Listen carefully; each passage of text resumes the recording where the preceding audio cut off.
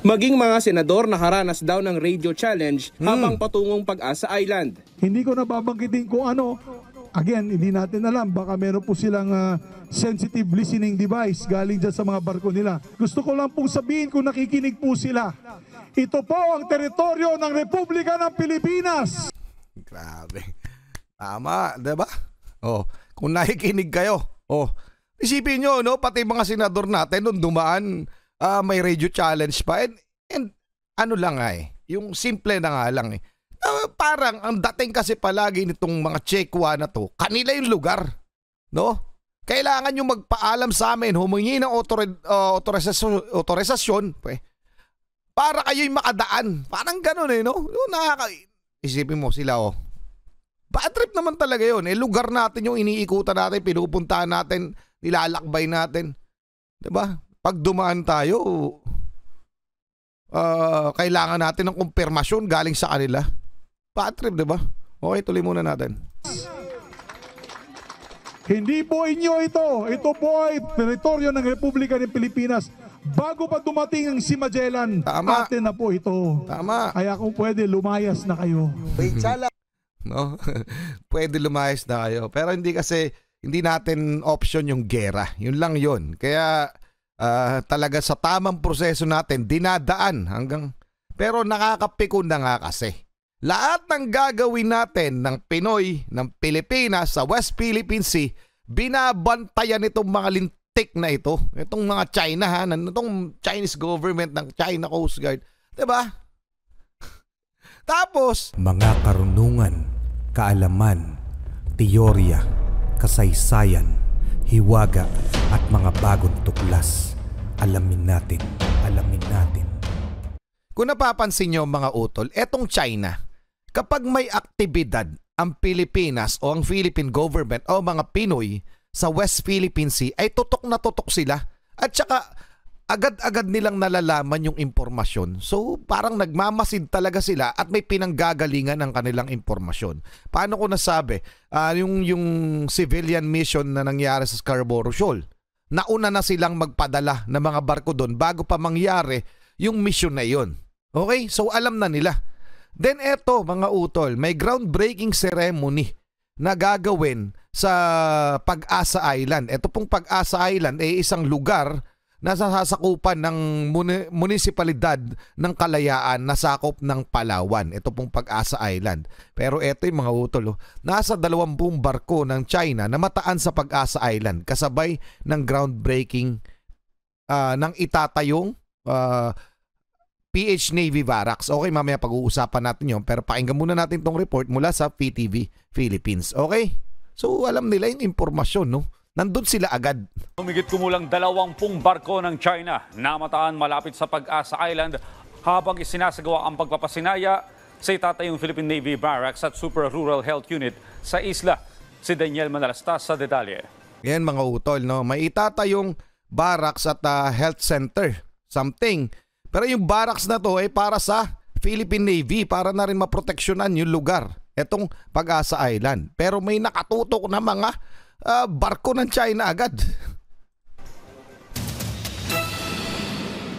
Tanaw ang mga barkong ito ng China sa Pag-asa Island na ayon sa Department of National Defense nasa humigit kumulang 20 barko na tila umaaligid sa kasagsagan ng groundbreaking ceremony para sa itatayong bagong Navy Barracks na pinangunahan ng mga senador. Layo ng bagong barracks na palakasin ang puwersa ng militar sa Pag-asa Island. Pero dapat talaga no, lahat ng mga ganyan, yung mga isla natin, nasahop natin, tayuan na natin kahit ng mga lang, 'di ba, mga infrastruktura. Yan yung pinipigilan nila no? Talagang minomonitor nila tayo, etong China. Okay?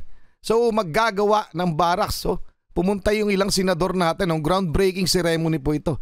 Si Senator Mig Zubiri, Joel Tolentino ba to?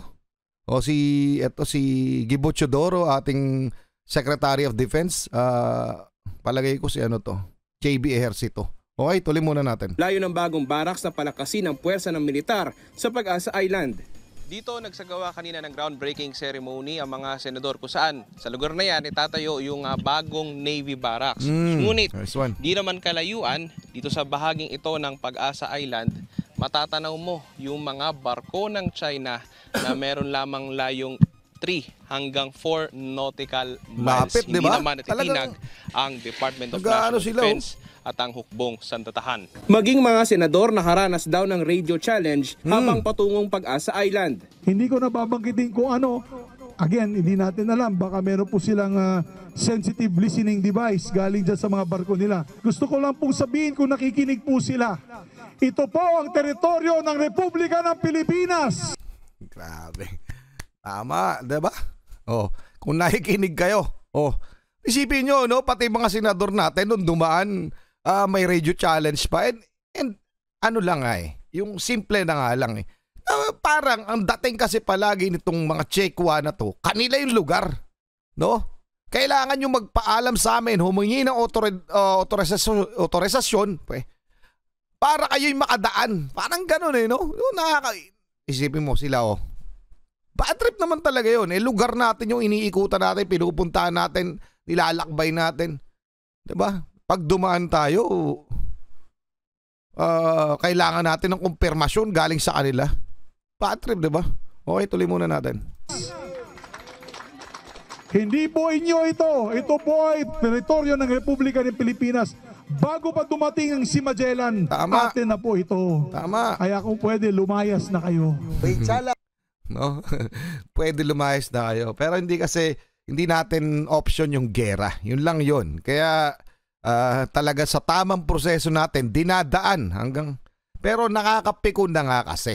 Lahat ng gagawin natin ng Pinoy, ng Pilipinas sa West Philippine Sea, binabantayan itong mga lintik na ito. Itong mga China, itong Chinese government ng China Coast Guard. Diba? Tapos, ang sasabihin nilang mga eto isisingit ko lamang bago tayo magpatuloy. Eto yung sasabihin nila. China is neither the creator or a party of the conflict, but we do not stand by and add fuel to the conflict. We promote peace talks. Shifting blames to China will not solve any problem. Ayan, natipong hindi sila yung gumagawa ng gulo. Anong ginagawa nyo sa mga teritoryo namin? Lumayas kayo dito. Kayo yung dumayo para mang-agaw ng teritoryo namin, di ba? Lintik tong mga to, no? Mga tulig. Well, anyway, i-comment ang inyong opinion. Tuloy muna natin. Yung sasabihin ni Senator JB. Atin na po ito. Kaya kung pwede, lumayas na kayo. Chala, Chongko. Umuwi na kayo. Lahat, Chinese. kahit sa ngayon na nagsasalita tayo, mukhang nakikinig na sila.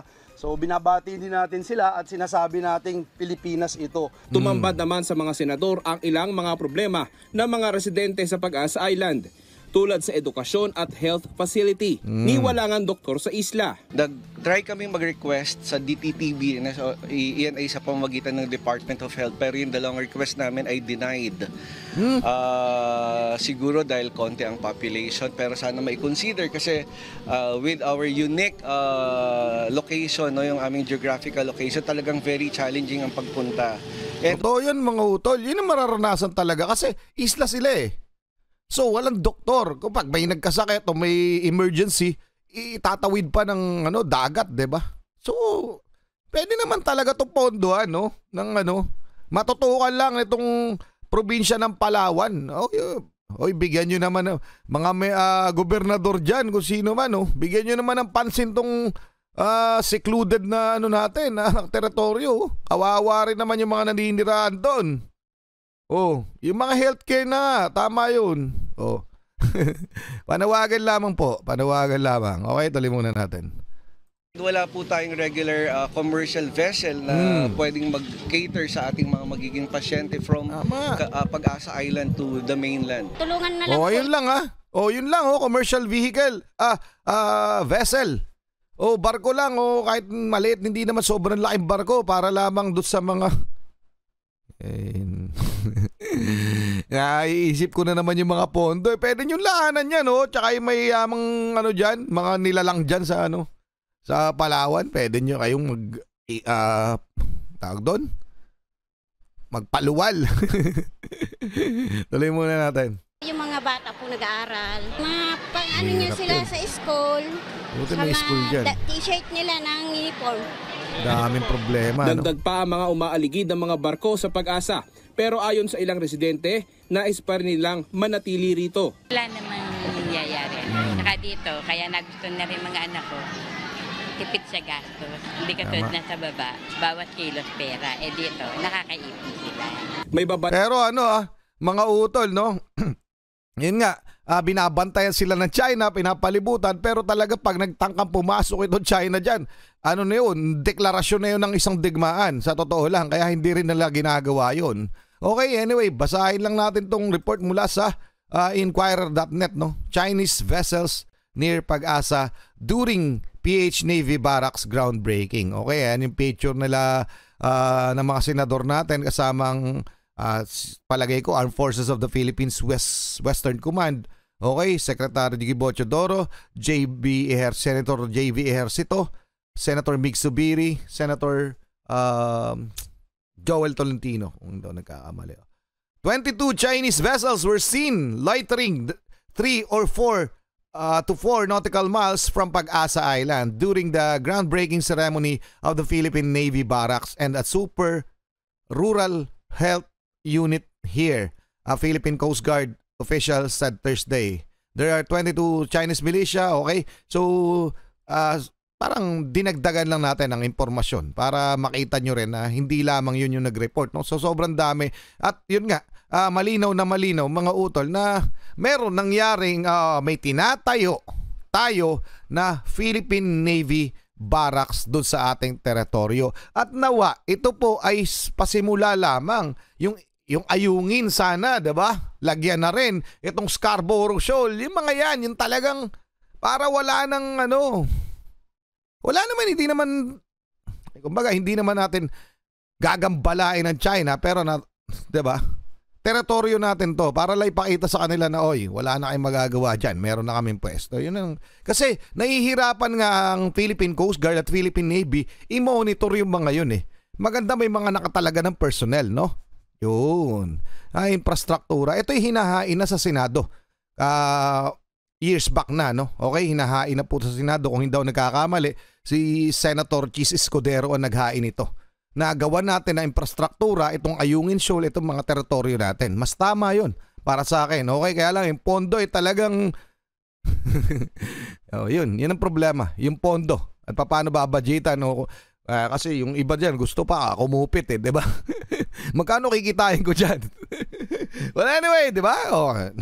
Sad reality. Tuloy na muna natin. Pala naman ng DND sa susubok na kumanti sa mga kababayan natin sa isla. May babala naman ng DND sa susubok na kumanti sa mga kababayan natin sa isla.